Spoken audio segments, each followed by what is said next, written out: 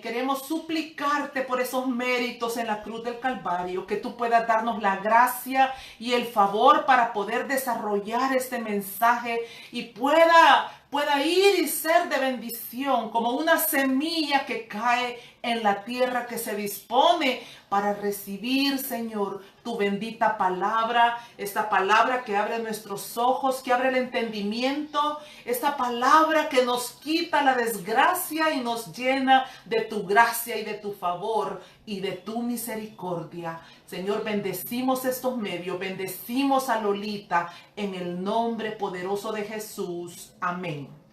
Muy bien.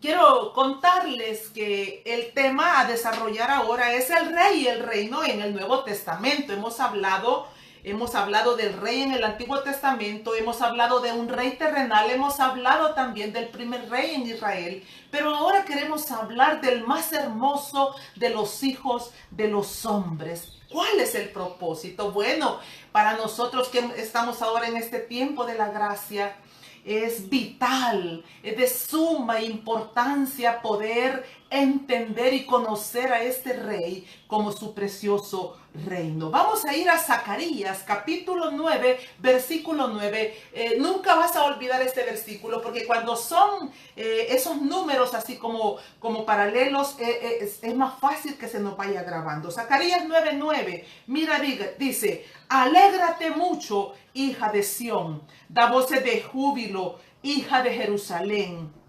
He aquí, tu rey vendrá a ti, justo y salvador, humilde y cabalgando sobre un asno, sobre un pollino, hijo de asna. Esta fue la palabra profética que el Señor envió a su pueblo a través del profeta Zacarías.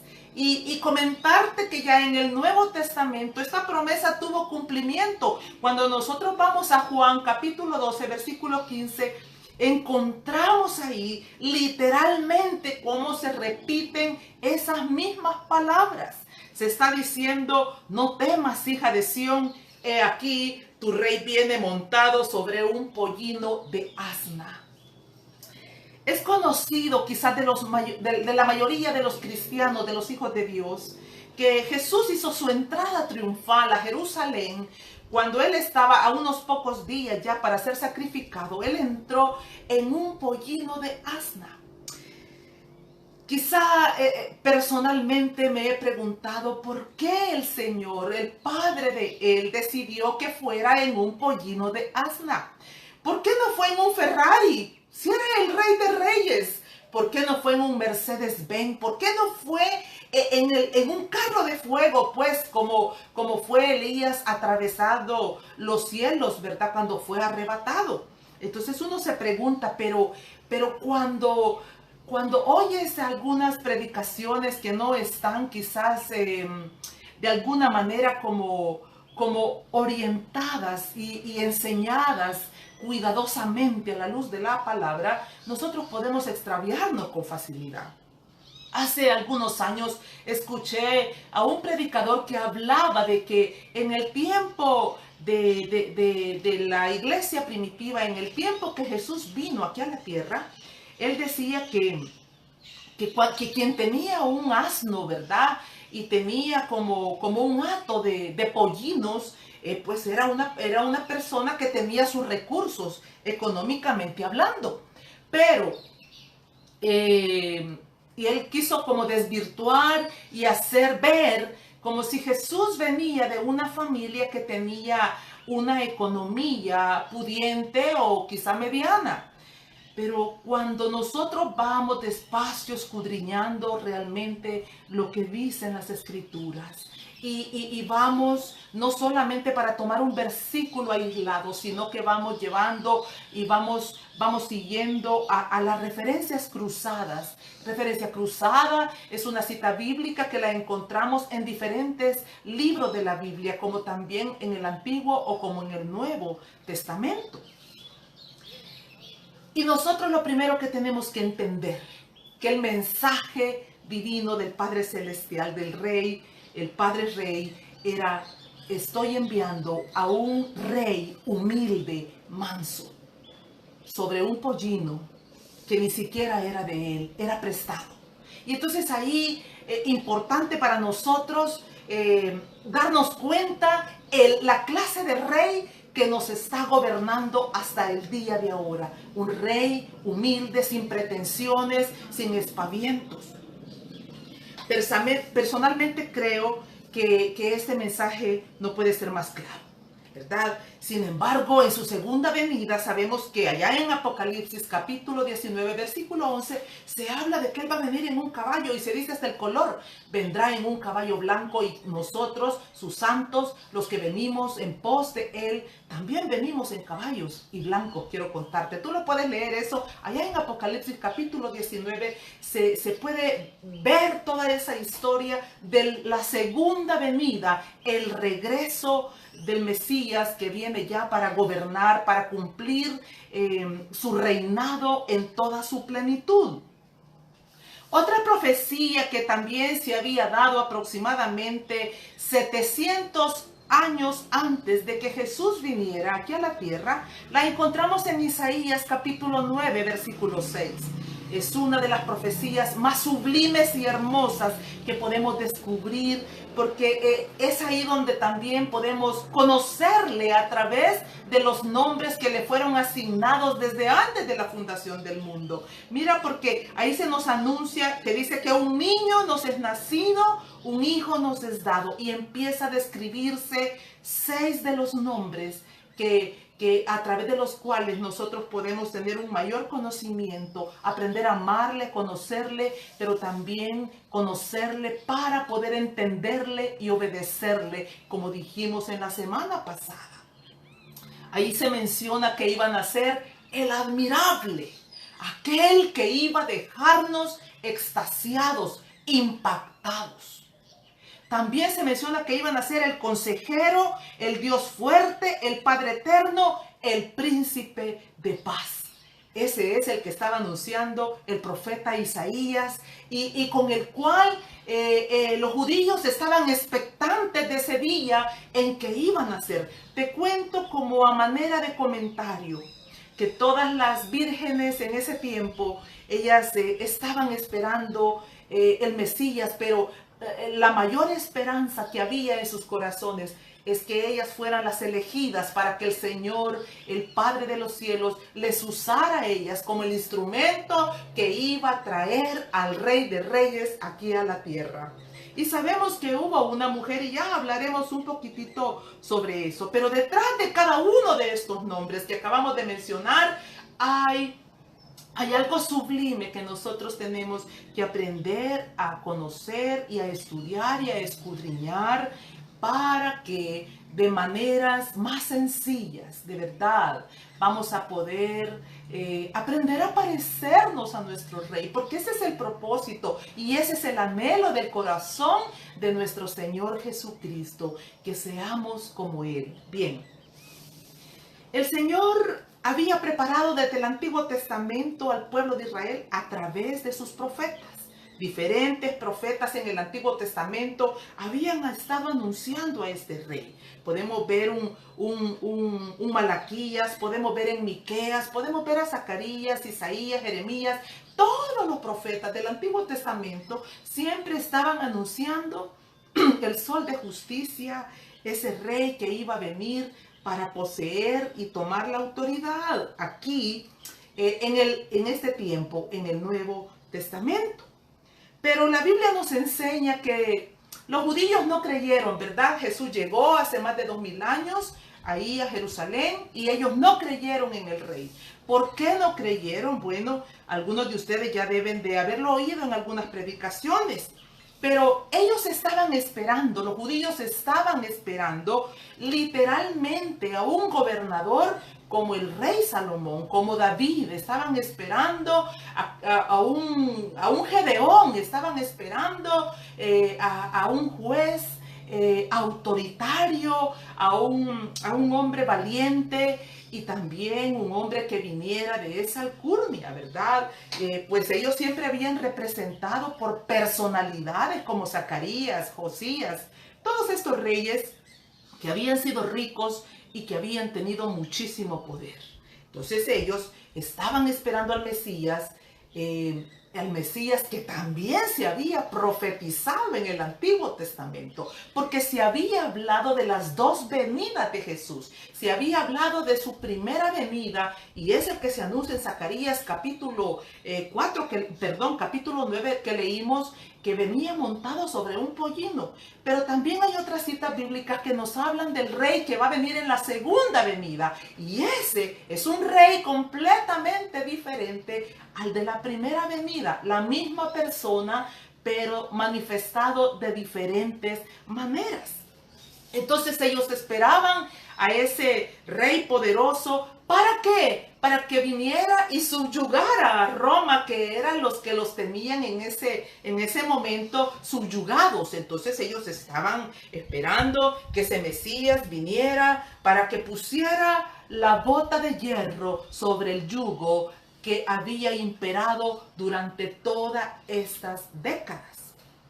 Sorpresa, el rey era manso y humilde. Entonces cualquiera de ellos que le miraba realmente no podía creer, habiendo conocido, oído y conocido lo que decía la palabra en el Antiguo Testamento. Bien, humanamente nosotros no lo podemos entender, pero cuando vamos al libro de Romanos nos damos cuenta que en el plan de nuestro Padre Celestial estaba vedar el entendimiento de los judíos para que nosotros los gentiles pudiésemos ser injertados en el árbol de la vida. Ellos esperaban realmente un rey como el que se describe en el Salmo 45. Quiero contarte que ahí en el Salmo 45 encontramos un poema de amor que describe el rey, su reino y su futura esposa. En uno de los estudios que estamos dando el día lunes, y estamos hablando de, y su esposa se ha preparado, hemos tocado este Salmo 45, el cual yo te aconsejo que lo leas, que lo desmenuces, que lo estudies, que vayas a comentarios para que puedas darte cuenta de cuánta revelación ya nos fue dada y que muchas veces por la falta de la lectura, de inquirir en la palabra, nos estamos perdiendo de la bendición más sublime. Conocer a este hombre admirable, a este codiciable rey que cada uno de los que hemos dado el paso de aceptación, que le hemos entregado nuestro corazón, Él está interesado en manifestarse, en mostrarnos cuánto nos ama, pero que no solo nos ama, sino que cuánto cuidado Él está teniendo por cada uno de nosotros. Y que ahora mismo casi puedo oír esas palabras como si Él nos dijera: no temas, no te angusties, ¿verdad? Porque Él siempre está diciéndonos: yo soy el que te guarda, el que te cubre, el que te viste, el que te perdona, el que está ahí para venir y preservarnos de toda situación adversa que vaya presentándose en nuestras vidas. Bien. En el capítulo 45 de los Salmos, quiero ir al versículo 1. No voy a ir leyéndolo detalladamente, solo voy a ir mencionando algunos aspectos que están como más relevantes y que vienen al caso del rey y su reino, ¿verdad? Pero mencionarte que en el versículo 1, cuando el escritor de este salmo dice: rebosa mi corazón, en ese instante vino como una lluvia de revelación al corazón de este agiógrafo, ¿verdad? De este escritor divino. Vino como una lluvia, como si los cielos se hubieran abierto y él hubiese empezado a mirar literalmente quién era este rey que iba a manifestarse en este tiempo. Porque él dice: rebosa mi corazón, palabra buena, dirijo al rey mi canto. Y dice: mi lengua es pluma de escribiente muy ligero. Puedo como imaginarme que él tomó papel y lápiz y empezó a escribir lo que se le estaba dictando de los cielos en ese instante. Y dice en el versículo 2, él empieza a describir la hermosura. Mira, él empieza a describir en el versículo 2, escucha, dice, eres el más hermoso de los hijos de los hombres. Él está ahí anunciando que no ha habido, ni habrá, ni hubo en ese momento un hombre más hermoso que el Rey del Nuevo Testamento, este que iba a venir y que estamos nosotros esperando en este tiempo preciso y en este tiempo precioso, ¿verdad? Él dice, el más hermoso de los hijos de los hombres. Y como si fuera poco, dice, la gracia se derramó en tus labios. Por tanto, Dios te ha bendecido para siempre. Tres cosas sobrenaturales ahí. El más hermoso de los hijos de los hombres, la gracia se iba a derramar de sus labios. Este escritor estaba viendo cómo de la boca del rey del Nuevo Testamento la gracia estaba fluyendo y iba a fluir sobre los pueblos a los cuales él iba a venir. Y esa gracia que iba a seguir derramándose hasta el último día en que se cierre el tiempo preciso de la gracia divina del Señor Jesucristo. Por tanto, Dios te ha bendecido. Quiero comentarte que cuando Jesús estuvo aquí en la tierra, ¿verdad? Hace más de 2000 años que Él estuvo caminando aquí y estuvo desarrollando su ministerio. Nos cuenta Lucas capítulo 4, versículo 18, nos da una enseñanza sublime cuando dice de que Él llegó a la sinagoga y sin que le invitaran, sin previo aviso, Jesús se presenta en la sinagoga y Él empieza a decir unas palabras sublimes. Escucha, Él dice, primero que nada, el Espíritu del Señor está sobre mí. Él está anunciando que Él está bajo la autoridad de su Padre, que Él está bajo la autoridad del Espíritu de su Padre y que ahora Él ha venido para dar inicio a su ministerio. Y Él empieza a describir ahí de maneras gloriosas y empieza a decir para qué ha venido. Y empieza a describir, he venido para dar buenas nuevas, para sanar a los quebrantados, para libertar a los cautivos, para libertar a los oprimidos. Pero quiero enfatizarme en el versículo 22, cuando todos los que estaban ahí escuchándolo, creo que estaban con los ojos como los tengo yo en este momento, y estaban quizá con su boca abierta.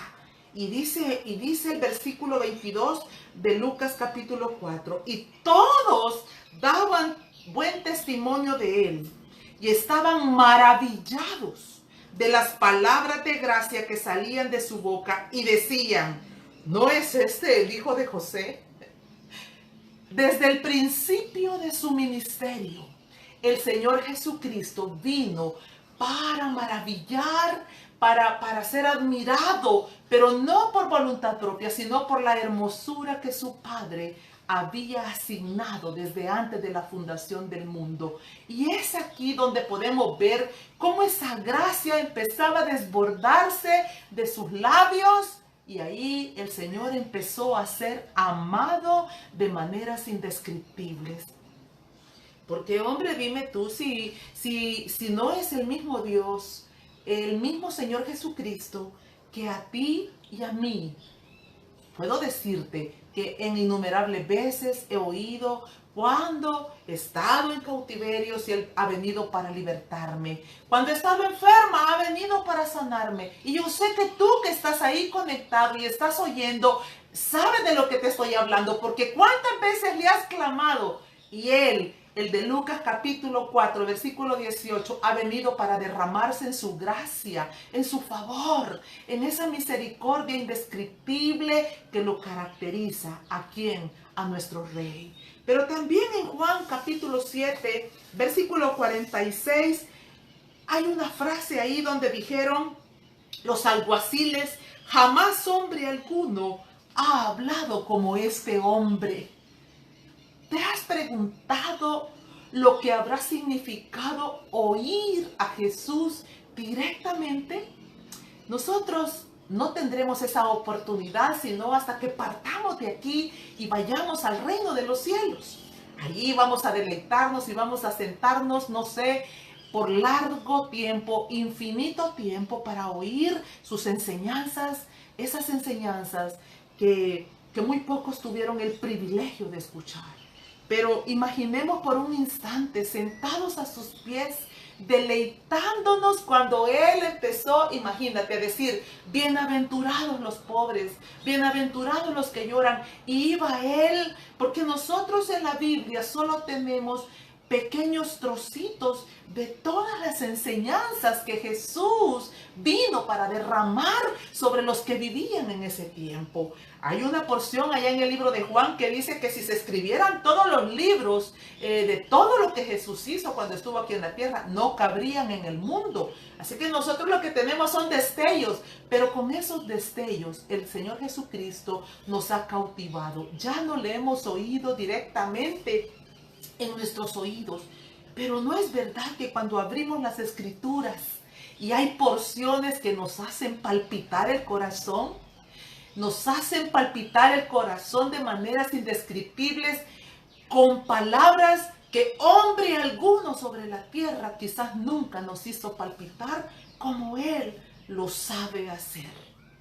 En Él, de su boca, se iba a derramar esa sabiduría. ¿Y qué diremos de Juan el Bautista? Que cuando empezó a describirlo en el capítulo 1 de Juan, él dijo, lleno de gracia y de verdad. Es esa gracia, ¿verdad?, la que el Señor quiere derramar sobre nosotros, la que nos cambia este rostro, la que nos va cambiando nuestro carácter. La gracia de Jesús que se vierte de sus labios es la que nos transforma en aquellas cosas oscuras que éramos, ahora en mujeres y hombres llenos de su luz. Bien, pues vamos al Salmo 45, versículo 4. Dice en el versículo 4, en tu gloria sé prosperado. Aquí está hablando del carácter del rey, el rey del Nuevo Testamento. En tu gloria sé prosperado. Cabalga sobre palabra de verdad, de humildad y de justicia. Y tu diestra te enseñará cosas terribles. Oiga esto. El escritor dice, es como si él hubiera visto cabalgar al Señor Jesucristo. Y hay tres cosas que él menciona sobre las que Jesús cabalgaba. Es decir, caminaba sobre tres cosas sobrenaturales. La verdad. Él es la verdad. Su palabra es la verdad. Todo lo que Jesús habló, y bueno, desde el principio de la creación, porque la Biblia dice en Génesis capítulo 1 que todo lo que fue creado era a través del verbo, ¿verdad? Lo vemos en Juan capítulo 1, que es como una referencia cruzada de Génesis capítulo 1. Él era el verbo, Él era la palabra. Entonces, todo lo que Jesús habló desde el principio de la creación ha sido la verdad. Entonces, sobre eso Él ha cabalgado, sobre eso Él ha caminado. Pero también nos dice que camina y cabalga sobre la humildad, ¿verdad? Y la justicia. La humildad, aquello que tanto el Señor nos ha pedido a nosotros, que seamos mansos y humildes como Él. ¿Por qué? Porque la humildad nos acerca a Él. La humildad nos da la gracia para poder acercarnos confiadamente, ¿verdad? Qué diferente es cuando una persona iracunda viene como para reclamarnos algo, de inmediatamente es como si la puerta del corazón se nos cerrara. De igual manera es al Señor Jesucristo, la humildad. Y también dice que Él cabalgaba y caminaba sobre la justicia. La justicia, la equidad, lo recto y lo correcto. Él, el que hace, dice la Biblia, que le da a cada uno según sus obras. Y no quiero decir que hay mentira o error alguno, no. Pero siempre podemos ver que si el Señor nos hubiera dado a nosotros conforme a nuestras obras, no habríamos llegado quizás hasta donde Él nos ha permitido llegar.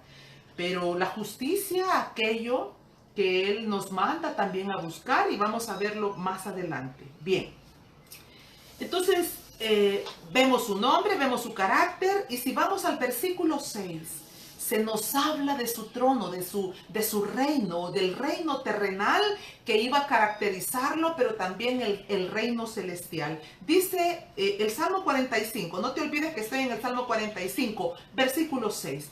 Tu trono, oh Dios, es eterno y para siempre. Cetro de justicia es el cetro de tu reino. Todos los reyes que lo antecedieron fracasaron. Aún el hermoso David, ¿verdad? Aún él, habiendo empezado de una manera sobrenatural, sabemos que sus últimos años fueron difíciles por causa de los errores que él cometió.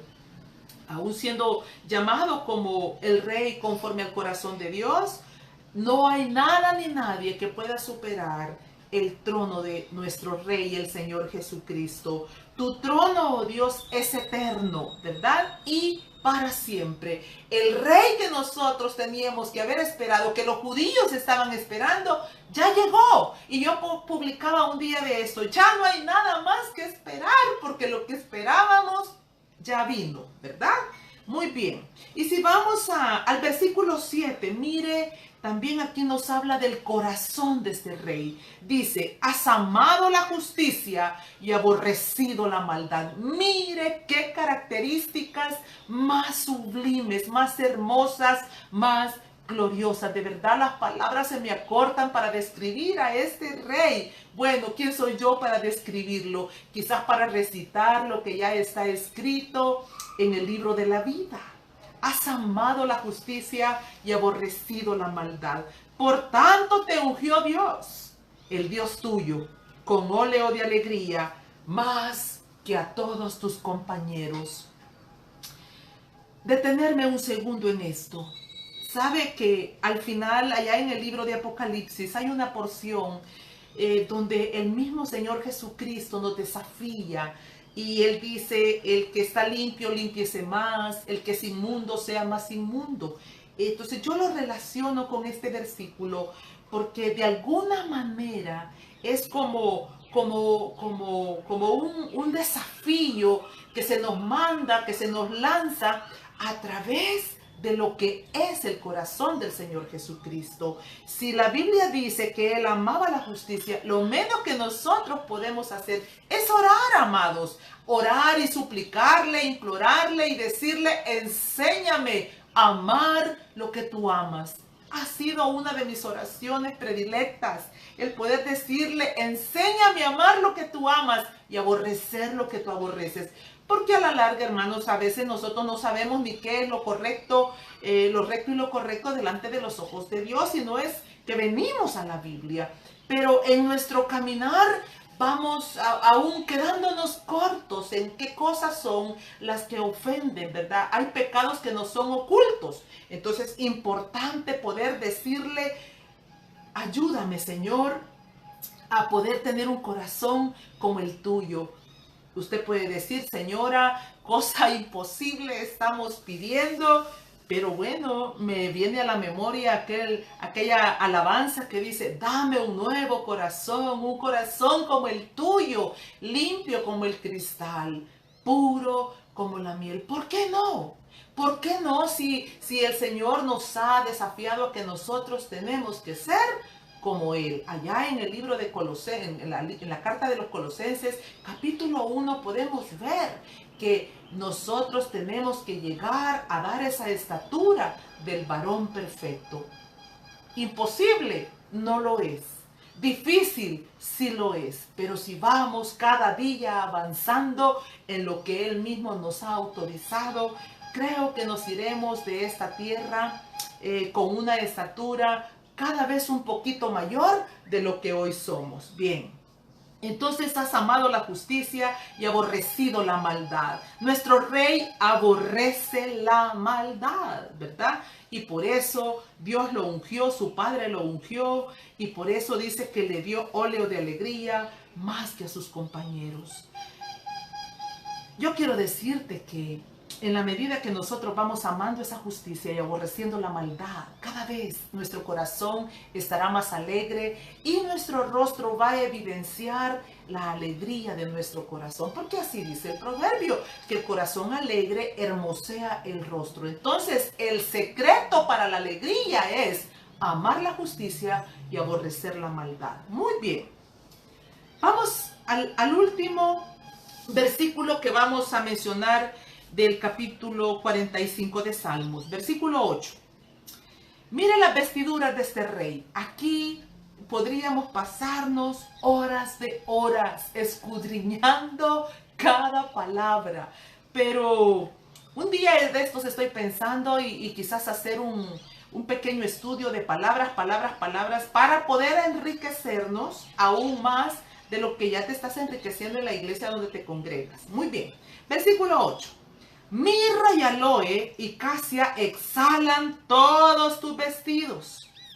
Desde palacios de marfil te recrean. Oiga los vestidos del Señor Jesucristo. Los vestidos, las vestiduras de su rey. Mirra, aloe y casia exhalan, es decir, destilan. Ese es el aroma de los vestidos de su rey y de mi rey.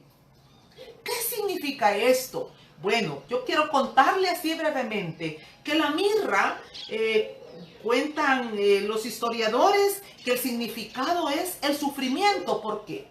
Bueno, la mirra es un árbol que cuando alguien va para cortarle en su tronco, ella despide como una savia y curiosamente es de color rojizo. Entonces, cuando los magos le llevaron a Jesús aquellos 3 regalos, ¿verdad? Dentro de ellos, de esos 3 regalos, estaba la mirra. Siempre la mirra estuvo presente en todo el caminar del Señor Jesucristo, anunciado desde el Antiguo Testamento, como cuando fue un bebecito, también cuando en su sepultura, ¿verdad? No recuerdo, Nicodemo. Creo que fue Nicodemo o no recuerdo cuál de los 2 discípulos estos que estaban ahí en el secreto. Sí, fue Nicodemo. En el libro de Juan encontramos que cuando Jesús iba a ser sepultado, ¿verdad? Cuando iba a ser llevado a este lugar, que por cierto Nicodemo lo ofrendó, dice ahí que también llevaba mirra para que lo ungieran. Entonces, la mirra, las vestiduras de Jesús destilan un aroma a mirra, y la mirra representa el sufrimiento, el padecimiento que el Señor Jesucristo iba a tener que atravesar durante todo su peregrinaje aquí en la tierra. Casia. La casia representa, dicen que es un fruto, el fruto de un árbol grande y frondoso. Oiga esto. La grandeza y dignidad del Señor Jesucristo manifiesta en esas vestiduras como con las cuales Él regresará en su segunda venida, ¿verdad? Cuando Él venga en las nubes, no vamos a poder ver toda esa gloria, porque eso va a ser en un abrir y cerrar de ojos. Pero cuando Él venga la segunda vez para poseer su reino, la Biblia empieza a describirlo, ¿verdad? Con su cinto de oro, empieza a describirlo con sus vestiduras resplandecientes, con sus ojos como llama de fuego, su boca como una espada aguda. Entonces ahí es donde se va a manifestar la casia. Y el aloe que representa amargura, porque si usted prueba el aloe, bueno, por lo menos el aloe que hay en nuestras tierras representa amargura, todo ese dolor y sufrimiento y amargura por el cual el Señor Jesucristo iba a atravesar. Entonces, volviendo al punto, los judíos estaban esperando a ese rey sublime, que iba a ser el más hermoso de los hijos de los hombres, pero que también iba a manifestarse en riqueza, en poder, en grandeza. ¿Para qué? Para que viniera y los liberara del yugo romano. Bien. Se sabe muy poco de este rey en sus primeros 30 años, ¿verdad? La Biblia realmente no se extiende mucho a contarnos sobre la historia de cuando antes de su ministerio. Y aquí hay una enseñanza para nosotros. Cuando te llamen a dar tu testimonio, no te enfoques tanto en lo que hiciste, en lo que pasó. Tu testimonio debe de enfocarse, debe de enfatizarse. Brevemente comentamos, esto fui, yo hice y tarará, en 2, 3 minutos. Pero si te han dado 10 minutos, los otros 7 minutos, ocúpalos, utilízalos para contarle al mundo entero las grandes cosas poderosas y maravillosas que el Señor Jesucristo ha hecho en tu vida. Es un error ir a testificar y contarle a la gente que yo hice, que yo fui, y brevemente decimos, y Jesús me ha cambiado, pero no contamos los cambios que realmente Él ha hecho en nuestra vida. Y entonces aquí vemos algo curioso. 30 años y mucho silencio, destellos de quién era Él, ¿verdad?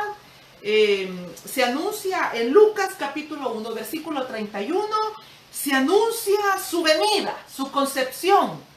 Cuando se dice la visitación de María, por cierto, María, la primera mujer en haberse convertido al Cristo vivo. ¿Y por qué dice eso, hermana Elsa? Bueno, cuando usted lea todo el capítulo de Lucas y va a encontrar cómo María en su humildad y en su corazón sencillo, porque por eso fue ella escogida para ser la madre, no de Dios, ese es un error, amados, la madre de Jesús, del Jesús que iba a ser 100% hombre aquí en la tierra. Él fue 100% Dios y 100% hombre aquí en la tierra. Entonces ahí está María, ella dice, hágase en mí la voluntad de mi Señor.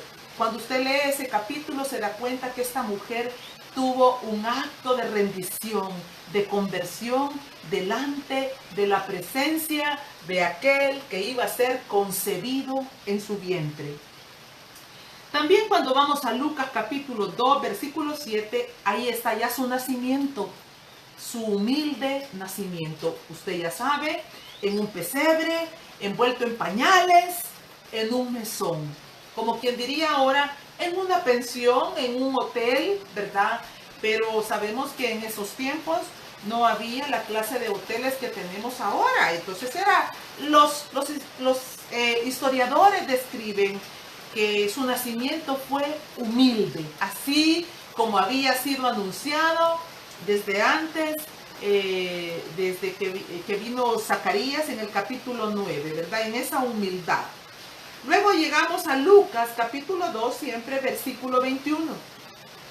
Ahí se nos describe su nombre, su circuncisión y su consagración. Jesús, 100% hombre. Oiga esto. Fue circuncidado al 8º día, como la costumbre de todo judío. Pero también fue consagrado, como Dios había pedido que el primogénito fuera consagrado. Todo aquel que rompía matriz tenía que ser consagrado, es decir, apartado para Dios. Generalmente consagrar tiene que ver con dedicar, separar para un propósito especial. Y ahí tenemos al Mesías bebé, ¿verdad? Siendo consagrado, circuncidado. Bien. El nombre, Jesús. Usted tiene que saber que el significado del nombre Jesús, según los originales, tiene que ver con Jehová es salvación. Eso significa el nombre Jesús, que es el mismo nombre en hebreo de Josué. Jesús es salvación, esto es el Salvador. Bien, pero cuando llegó el tiempo de su ministerio, observamos que no hubo protocolo tampoco. Mire, de verdad tenemos muchísimo que aprender de nuestro rey, de nuestro sublime rey del Nuevo Testamento, quien nos gobierna ahora en este tiempo, desde aquí hasta la eternidad. Se narra que cuando él llegó al río Jordán, ¿verdad?, para ser bautizado por Juan el Bautista, no hubo protocolo, no hubo una no hubo una trompeta, no hubo un espectáculo, no hubo que alguien tomara una hoja y empezara a leer el currículum vitae del Cordero de Dios que quita el pecado del mundo. Esto de verdad debemos de atesorarlo, abrazarlo, para poder aprender a llevar una vida más sencilla y en humildad y en mansedumbre. Entonces él irrumpe y llega y le dice, bautízame. Juan el Bautista, un poco choqueado, dice, pero no, como yo. Y él dice, así tiene que ser, debes de hacerlo. Cuidado, porque quizás nosotros estamos esperando como mucha presentación. Cuando nos invitan a predicar, los que predicamos o los que vamos a dar una pequeña reflexión, ¿verdad? Cuidado, no olvidemos que el que tiene que ser presentado es el Señor Jesucristo. El que tiene que brillar, el que tiene que ser admirado y espectacular es el Señor Jesucristo. Nosotros que estamos atrás de la cruz, tenemos que ser el testimonio vivo de lo que hace el admirable en estas vidas miserables. Antes, vidas miserables, mas ahora esas nuevas criaturas que estamos brillando para gloria y alabanza de su bendito nombre. Entonces, no espere una mayor presentación, tenga cuidado con todos esos títulos y todos esos sobrenombres que nos ponemos. No necesitamos, mire, a nosotros no nos da la gracia ni la sabiduría los títulos. Estudiemos, preparémonos y hagamos todo lo que nos venga a la mano como Él mismo nos enseñó que debíamos hacerlo. Pero cuidado, no debe de ser para lucirnos ni para hacer un espectáculo, sino para mostrarle al mundo y decirle, mire, de verdad, vea lo que Jesús ha hecho hoy en mi corazón, en mi vida y a través de mi vida. Bien, así es que cuidado, ¿verdad? Poniéndolo ahí nosotros con sencillez. Y aquí quiero aprovechar, ¿verdad? Yo hasta lo he puesto en paréntesis porque cuidado también con las personas que estamos viendo en el internet. A veces hacemos una mezcla, ¿verdad? De enseñanzas, de doctrinas y un poquito de la prosperidad, un poquito de las emociones, un poquito de aquí. Pero quizá déjame de verdad, y si te parece, recíbelo, si no te parece, no lo recibas. Pero déjame mencionarte algunos maestros cibernéticos que yo quiero recomendar, de verdad con humildad quiero hacerlo, recomendarlos, porque personalmente son hombres que me están enseñando y me están dando como esa oportunidad de ir entendiendo y conociendo que se trata del Mesías, se trata del rey manso y humilde, se trata de ese rey que venía en un pollino de asna. Bien, predicadores que yo te puedo recomendar: David Wilkerson, Paul Washer, Steve Lapson, Jeff Adams. Hombres preciosos de Dios que con sencillez están trasladando un mensaje y que están ahí disponibles las 24 horas del día para que nosotras podamos sentarnos y aprender un poquito más de qué dice la Biblia, porque no es importante lo que digan los hombres. Lo único verdaderamente importante es qué dice la Biblia. Bien. Lucas 2:11 nos anuncia que os ha nacido hoy en la ciudad de David un Salvador, que es Cristo el Señor. El ungido vino, el ungido se palpó, muchos lo pudieron ver. Ahora nosotros a través del Espíritu podemos tener una intimidad, una coinonía, una intimidad a través del Espíritu que Él ha vivificado por la sangre que fue derramada en la cruz del Calvario. La profecía se cumplió. Nacido en Belén, en un pesebre, de oficio carpintero, criado en una ciudad de donde no había salido nada bueno, Nazaret. Padres humildes, sencillos, de una familia común entre la sociedad. Este era el currículum del Señor Jesucristo. Nacido en un pesebre, de oficio carpintero, salido y criado en una ciudad donde no había salido nada bueno, en Nazaret, y sus padres sencillos y humildes, irreprensibles delante de Dios, porque la Biblia te lo enseña, pero en su conducta un hombre y una mujer mansos, que fueron los que escogió nuestro Padre Celestial, porque pues eran los padres dignos que se encontraron para poderle dar el crecimiento y el desarrollo durante esos 30 años a nuestro rey. Bien, veamos un poco sobre el reino de este rey. Hemos hablado del rey, ¿verdad? Hemos estado hablando un poco del Antiguo Testamento, un poco del Nuevo Testamento, pero aún tenemos unos 10 minutitos. Y hablemos un poco sobre el reino de este rey de gloria aquí en la tierra.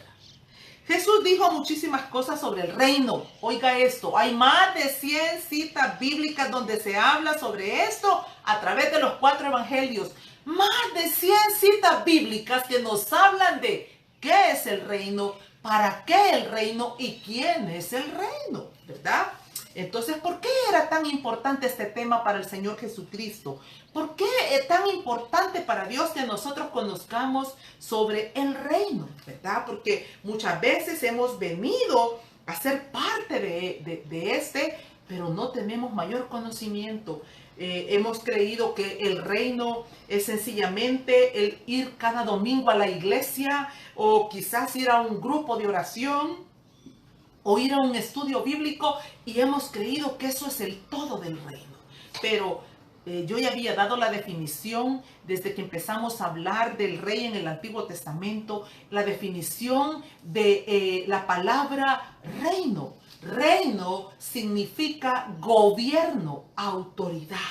Entonces, cuando tú entraste a ser parte del reino, veniste a ser parte del gobierno de Dios, a vivir, no a ser parte, sino a vivir bajo el gobierno de Dios. Por 2 razones por las cuales es tan importante conocer sobre este tema. Personalmente es uno de los temas que más me apasiona y procuro conocer un poquito cada vez más porque eso nos ayuda a enamorarnos, a crecer y amar cada día más al Señor Jesucristo, amar más al Rey, ¿verdad? Número 1, porque fuimos trasladados de un reino de oscuridad al reino de la luz. Entonces tenemos que saber, fuimos rescatados de esas tinieblas y ahora estamos en un reino de luz. ¿Qué es esto de que es un reino de luz? Bueno, un reino de luz donde no hay lugar para el pecado. Donde cada vez que nosotros estamos aquí exponiéndonos, vamos a ser alumbrados. Y usted puede decir, pero entonces, ¿por qué hay tanta gente que sigue siendo tan perversa, tan mala y tan oscura dentro del reino de Dios? Bueno, no nos vamos a meter para juzgar a nadie, ¿verdad? Ni para señalar. Pero sí quiero decirte que si tú te has convertido a Cristo, si tú has entrado a ser parte del reino, de seguro que tienes que estar siendo alumbrado cada día en cada una de las tinieblas de tu corazón. Porque donde está el Espíritu de Dios hay libertad. Jesús es la luz del mundo y Él vino para eso, para alumbrar nuestras tinieblas. Entonces, número 1, debemos de aprender a conocer el reino. Por eso fuimos trasladados. Entonces, conozcamos nuestra nueva ciudadanía. Número 2, estamos como peregrinos y extranjeros. Pronto, más pronto de lo que podemos imaginarnos. Quizás estemos ya en esa nueva dimensión hacia donde vamos en el momento que nuestros ojos sean cerrados, ¿verdad? Algunos nos vamos a ir más pronto que otros y vamos a ver ese rostro del Rey, quizás porque vamos a morir antes de su venida o porque hoy puede ser el día en que Él venga por su iglesia.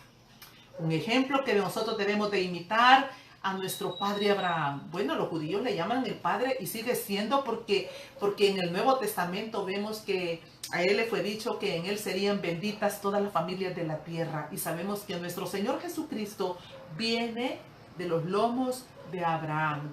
Ahí viene la genealogía y a través de esa genealogía él sigue siendo ese padre Abraham, ¿verdad? El que se le manifestó el Padre de los cielos. Abraham, nuestro ejemplo, cuando dice allá en Hebreos capítulo 11, versículo 9 y versículo 10, que dice que por la fe habitó como extranjero en la tierra prometida. Es así como nosotros debemos de vivir.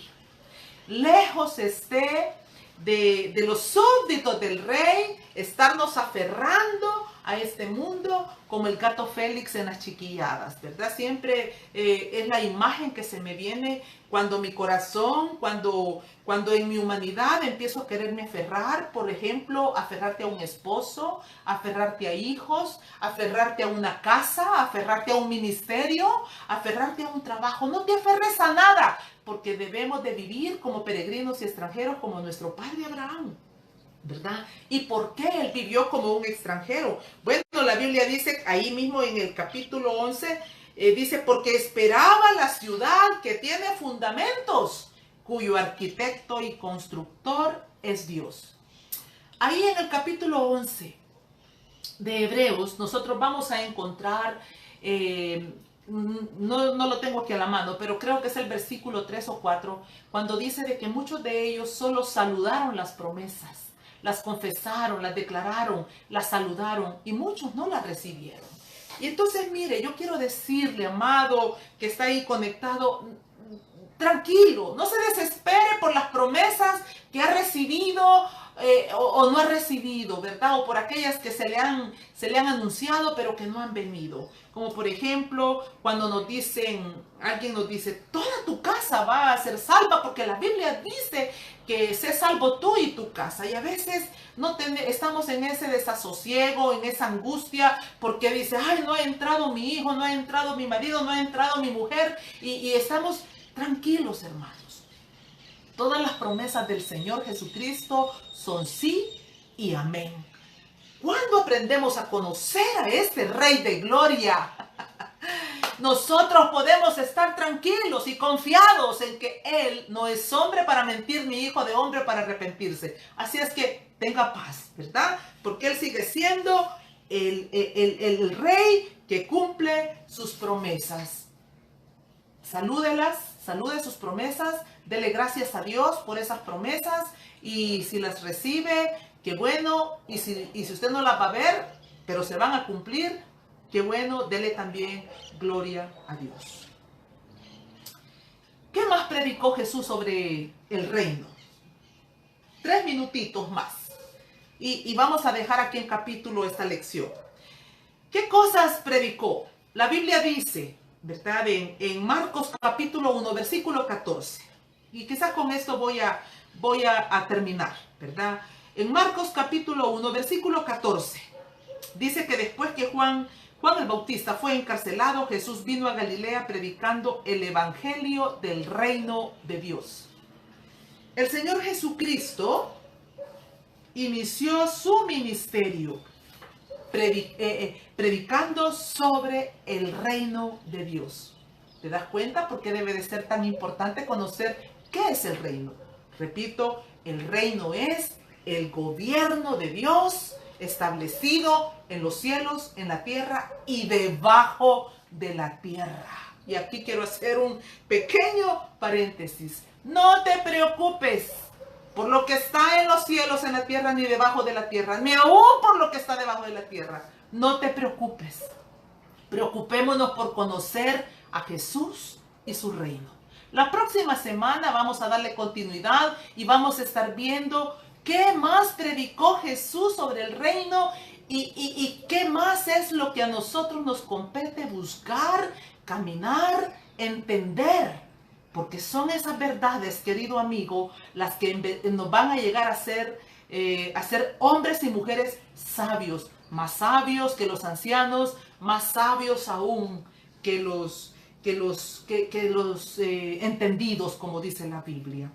Así es que no te pierdas la próxima semana. Yo ahora mismo quiero orar unos minutitos cortos. Quiero orar, poner este tiempo que ha pasado en las manos del Señor Jesucristo, para que sea Él el que traiga esa semilla, la plante en nuestro corazón y nos permita posteriormente dar fruto de labios que confiesan su nombre, fruto de labios que expresan el amor pasional por el Cordero de Dios que quita el pecado del mundo, fruto de labios que expresan realmente que Él era el más hermoso de los hijos de los hombres. Has amado la justicia y aborrecido la maldad. Eso nos enseña el Salmo 45 y yo te animo, te insto en el nombre de Jesús. Que ese sea el anhelo de tu corazón en esta tarde.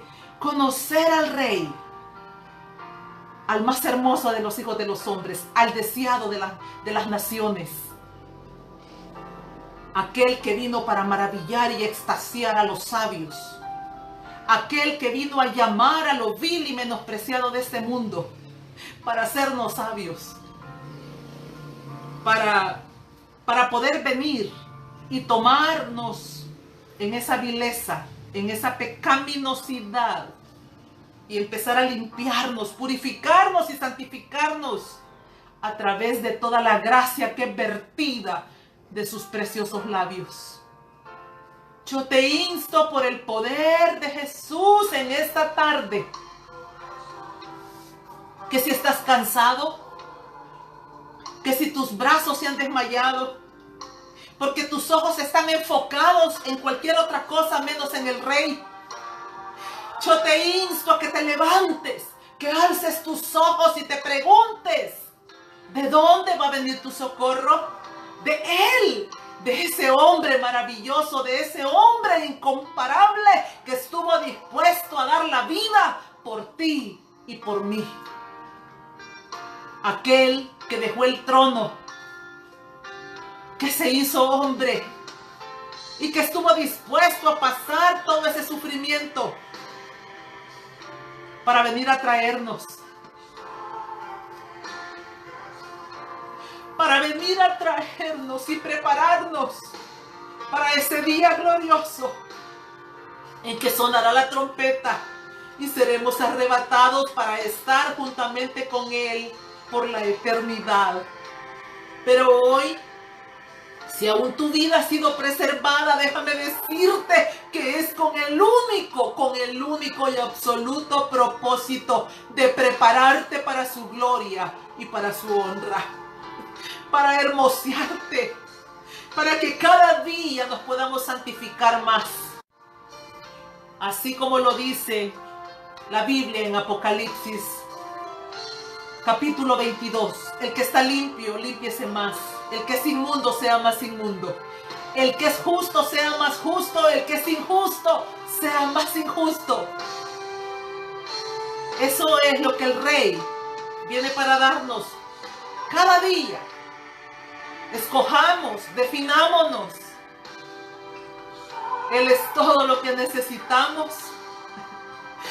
Y Él es todo, en verdad, lo que debíamos haber esperado.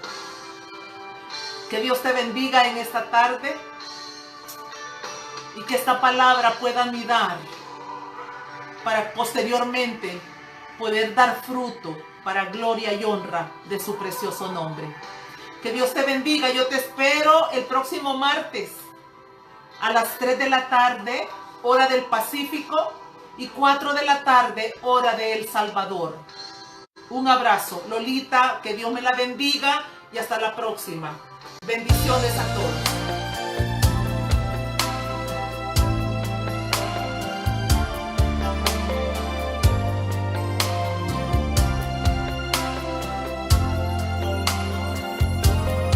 Hoy es el día esperado por ti. Su gloria ha enviado el Señor a este lugar.